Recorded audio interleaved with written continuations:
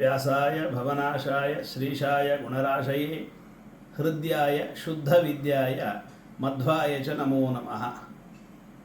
ತಪಸ್ವಾಧ್ಯಾಯ ಶುಶ್ರೂಷಾ ಕೃಷ್ಣಪೂಜಾರಥಂ ಮುನಿನ್ ವಿಶ್ವೇಶಮಿಷ್ಟದಂ ವಂದೇ ಪರಿವ್ರಾಟ್ ಚಕ್ರವರ್ತಿನಂ. ಶ್ರೀ ಗುರುಭ್ಯೋ ನಮಃ. ಶ್ರೀ ವಿಶ್ವೇಶತೀರ್ಥಚರಣೋ ಶರಣೋ ಮಮಾಸ್ತಾಂ. ನಮ್ಮ ಮಾಧ್ವ ಸಿದ್ಧಾಂತದ ಮೇರು ಪರ್ವತದ ಹಾಗೆ ಇದ್ದಂತಹ ದೊಡ್ಡ ಯತಿ ಪರಂಪರೆಗೆ ಮಾರ್ಗದರ್ಶಕರಾಗಿ ಇದ್ದಂತಹ ಶ್ರೀ ವಿದ್ಯಾಮಾನ್ಯ ತೀರ್ಥ ಶ್ರೀಪಾದಂಗಳವರ ಆರಾಧನೆ. ಅವರು ಪ್ರಾತಸ್ಮರಣೀಯರೂ ಹೌದು. ಯಾಕೆ ಪ್ರಾತಸ್ಮರಣೀಯರು ಅಂತಂದರೆ ಅವರ ತಪಸ್ಸು, ಅವರ ಶಕ್ತಿ, ಅವರ ಒಂದು ವಾಗ್ಮಿ ಅಂದರೆ ವಾಕ್ ನೈಪುಣ್ಯತೆ ಅನ್ನುವಂಥದ್ದೇನಿದೆ ಅದು ಅವರನ್ನು ನೋಡಿದವರು ಯಾರಿದ್ದಾರೆ ಅವರನ್ನು ಮಂತ್ರ ಮುಗ್ಧರನ್ನು ಮಾಡುವುದರಲ್ಲಿ ಯಾವ ಸಂದೇಹವೂ ಇಲ್ಲ. ಅಂತಹ ವಿದ್ಯಾಮಾನ್ಯ ತೀರ್ಥ ಶ್ರೀಪಾದಂಗಳವರು 1913ರಲ್ಲಿ ಭೂಮಿಗೆ ಬಂದಿದ್ದಾರೆ. ಜನ್ಮನಾಮ ನಾರಾಯಣ ಹಾಗೂ ಕುಪ್ಪಣ್ಣ ತಂತ್ರಿಗಳು ಮತ್ತು ರಾಧಮ್ಮನವರ ಸುಪುತ್ರರಾಗಿ ಜನಿಸಿದವರು. ಆನಂತರ 1926ರಲ್ಲಿ 8ನೇ ವಯಸ್ಸಿಗೆ ಸನ್ಯಾಸ ದೀಕ್ಷೆ. ಅದು ಅದ್ಭುತರ ತಪಸ್ವಿಗಳಾದಂತಹ ಶತಾಯುಷಿಗಳಾದಂತಹ ಸುಧೀಂದ್ರ ತೀರ್ಥರು ಆಶ್ರಮ ಗುರುಗಳು. ಸುಧೀಂದ್ರ ತೀರ್ಥರ ಹತ್ತಿರ ಮಂತ್ರೋಪದೇಶ ಆಗ್ತದೆ. ಆಶ್ರಮ ಗುರುಗಳು ವಿಬುಧಪ್ರಿಯ ತೀರ್ಥರು ಆಶ್ರಮ ಗುರುಗಳಾಗಿದ್ದಾರೆ. ಹಾಗೂ ಅನೇಕ ದೊಡ್ಡ ದೊಡ್ಡ ವ್ಯಕ್ತಿಗಳ ಮಹರ್ಷಿ ತುಲ್ಯರಾದಂತಹ ವಿಬುಧಪ್ರಿಯ ತೀರ್ಥರ ಶ್ರೀಪಾದಂಗಳವರ ಹತ್ತಿರ 3 ವರ್ಷ ಅಧ್ಯಯನ, ಹಾಗೂ ವಾಸುದೇವಾಚಾರ್ಯರಲ್ಲಿ ಹಾಗೂ ಉತ್ತರಾದಿ ಮಠದ ಮಹಾಜ್ಞಾನಿಗಳಾದಂತಹ ತಪಸ್ವಿಗಳಾದಂತಹ ಸತ್ಯಧ್ಯಾನ ತೀರ್ಥರಲ್ಲಿ ಶ್ರೀಮನ್ ನ್ಯಾಯಸುಧಾ, ತತ್ವಪ್ರಕಾಶಿಕ, ನ್ಯಾಯಾಮೃತ, ತರ್ಕತಾಂಡವ ಇಂತ್ಯಾದಿ ಉದ್ಗ್ರಂಥಗಳ ಒಂದು ಅಧ್ಯಯನ ಸತ್ಯಧ್ಯಾನ ತೀರ್ಥರಲ್ಲಿ ನಡೆದಿರುವಂಥದ್ದು.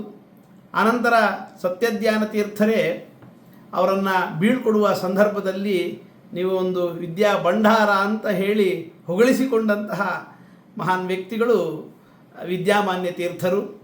ಅಂತಹ ವಿದ್ಯಾಮಾನ್ಯ ತೀರ್ಥರ ಒಂದು ತಪಸ್ಸಿನ ಶಕ್ತಿಯಂತೂ ಅದ್ಭುತವಾಗಿ ಇದೆ. ಅದನ್ನು ಸಮಯ ಬಂದಾಗ ವಿಶೇಷವಾಗಿ ಹೇಳೋಣ. ಸನ್ಯಾಸ ಶಿಷ್ಯರು, ಗೃಹಸ್ಥ ಶಿಷ್ಯರು ಬಹಳಷ್ಟು ಜನ ಇದ್ದಾರೆ.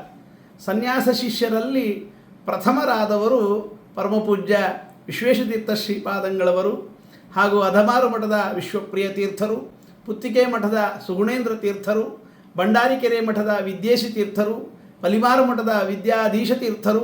ಇವರೆಲ್ಲರೂ ಕೂಡ ಸನ್ಯಾಸ ಶಿಷ್ಯರಲ್ಲಿ ಪ್ರಮುಖರು. ಇನ್ನಷ್ಟು ಬಹಳಷ್ಟು ಜನ ಇದ್ದಾರೆ ಸನ್ಯಾಸ ಶಿಷ್ಯರು. ಅಂತಹ ಅದ್ಭುತವಾದಂತಹ ವಿದ್ವತ್ತು ಪೂರ್ಣವಾದಂತಹ ಪಾಠಗಳನ್ನು ಇವರೆಲ್ಲರಿಗೂ ಕೂಡ ನಡೆಸಿದ್ದಾರೆ. ಅನೇಕ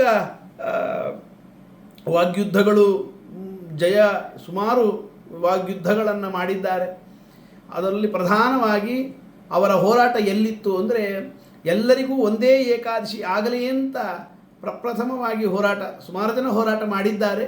ಅದರಲ್ಲೂ ಜಾಸ್ತಿ ಅಂದರೆ ಎಲ್ಲ ವಿದ್ವಾಂಸರನ್ನು ಕರೆದು ವಿಮರ್ಶೆ ಮಾಡಿ ಒಂದೇ ಏಕಾದಶಿ ಮಾಡಬೇಕು ಅಂತ, ಹಾಗೆ ದುರ್ಗಣಿತವನ್ನು ಎಲ್ಲರೂ ಕೂಡ ಒಪ್ಪಬೇಕು ಅಂತ ವಾದ ಮಾಡಲಿಕ್ಕೆ ಎಲ್ಲರನ್ನು ಆಹ್ವಾನ ಮಾಡಿದಂತಹ ಮಹಾನ್ ವ್ಯಕ್ತಿಗಳು ವಿದ್ಯಾಮಾನ್ಯ ತೀರ್ಥರು. ದುರ್ಗಣಿತ ಅನ್ನುವಂಥದ್ದು ಒಳ್ಳೆಯ ಅನುಭವಕ್ಕೆ ಬರುವಂತಹ ಗಣಿತ, ಹಾಗಾಗಿ ಅದನ್ನು ನಂಬಬೇಕು ಅಂತ ಹೇಳಿದಂಥವರು ಅದನ್ನು ಸಾಧನೆಯೂ ಮಾಡಿದ್ದಾರೆ. ಅಂದರೆ ಒಂದು ಪರಮಪೂಜ್ಯ ವಿಶ್ವೇಶತೀರ್ಥ ಶ್ರೀಪಾದಂಗಳು ಹೇಳ್ತಾ ಇದ್ದದ್ದು, ಅವರು ದುರ್ಗಣಿತದಲ್ಲಿ ಎಷ್ಟು ಪ್ರೌಢಿಮೆ ಇತ್ತು ಅಂತಂದರೆ ಈ ಗಳಿಗೆಗೆ ಹುಣ್ಣಿಮೆ ಬರ್ತದೆ ಅಂತ ಹೇಳಿ ಸಮುದ್ರ ತೀರಕ್ಕೆ ಕರೆದುಕೊಂಡು ಹೋಗಿ ವಿದ್ವಾಂಸರನ್ನು ಕರೆದುಕೊಂಡು ಹೋಗಿ ಆ ಹುಣ್ಣಿಮೆಯ ಗಳಿಗೆಯನ್ನು ನಿರೂಪಣೆ ಮಾಡಿದಂತಹ ಮಹಾನ್ ವ್ಯಕ್ತಿಗಳು ವಿದ್ಯಾಮಾನ್ಯ ತೀರ್ಥರು. ಹೀಗೆ ಅನೇಕ ಶಿಷ್ಯರನ್ನು ತಯಾರು ಮಾಡಿದಂತಹ ಶ್ರೀಗಳು. ಹಾಗೆ 1961ರಲ್ಲಿ ಬದರಿಯಲ್ಲಿ ಕಾಷ್ಟಮೌನ ವ್ರತವನ್ನು ಮಾಡಿದಂತಹ ಮಹಾ ಸಾಧಕರು ಶ್ರೀ ವಿದ್ಯಾಮಾನ್ಯ ಶ್ರೀಪಾದಂಗಳವರು. ಹಾಗೆ ಇಂತಹ ಮಧ್ವ ಸಿದ್ಧಾಂತಕ್ಕೆ ಬಹಳ ಕೊಡುಗೆಯನ್ನು ಕೊಟ್ಟಂತಹ ವಿದ್ಯಾಮಾನ್ಯ ತೀರ್ಥರ ಆರಾಧನೆ ವೈಶಾಖ ಶುದ್ಧ ಏಕಾದಶಿ ದಿನದಂದು ಅವರ ಮಹಾರಾಧನೆ ಸಮಾರಾಧನೆ ಅನ್ನುವಂಥದ್ದು ಬರ್ತಾ ಇದೆ. ವಾಸ್ತವಿಕವಾಗಿ 14/5/2000 ಇಸ್ವಿಯಲ್ಲಿ ಉಡುಪಿಯಲ್ಲಿ ಶ್ರೀಯುತರು ವಿದ್ಯಾಮಾನ್ಯ ತೀರ್ಥ ಶ್ರೀಪಾದಂಗಳವರು ಹರಿಪಾದವನ್ನು ಸೇರ್ತಾರೆ. ಅಂತಹ ಪರಮಪೂಜ್ಯರಾದ ಪ್ರಾತಸ್ಮರಣೀಯರಾದ ಮಹಾ ತಪಸ್ವಿಗಳಾದ ಶ್ರೀ ಶ್ರೀ ವಿದ್ಯಾಮಾನ್ಯ ತೀರ್ಥ ಶ್ರೀಪಾದಂಗಳವರಲ್ಲಿ ನಮ್ಮೆಲ್ಲ ಮಾಧ್ವರಿಗೂ ಕೂಡ ಜ್ಞಾನ ಭಕ್ತಿ ವೈರಾಗ್ಯವನ್ನು ಕೊಡಲಿ ಅಂತ ಪ್ರಾರ್ಥನೆ ಮಾಡ್ತಾ ಅವರ ಧ್ಯಾನವನ್ನು ಅವರ ನೆನಪು ಮಾಡುವಂತಹ ಅವರ ಸಾಧನೆಯನ್ನು ನೆನಪು ಮಾಡುವಂತಹ ಶ್ಲೋಕ ಬ್ರಹ್ಮಚರ್ಯ ಹರಿಪ್ರೀತಿ ಸುವಿದ್ಯಾ ವಾದಶಾಲಿನಃ ಇಷ್ಟದಾನ್ ಕಷ್ಟಹರ್ತರೆನ್ನಃ ವಿದ್ಯಾಮಾನ್ಯ ಮುನೀನ್ನಮಃ.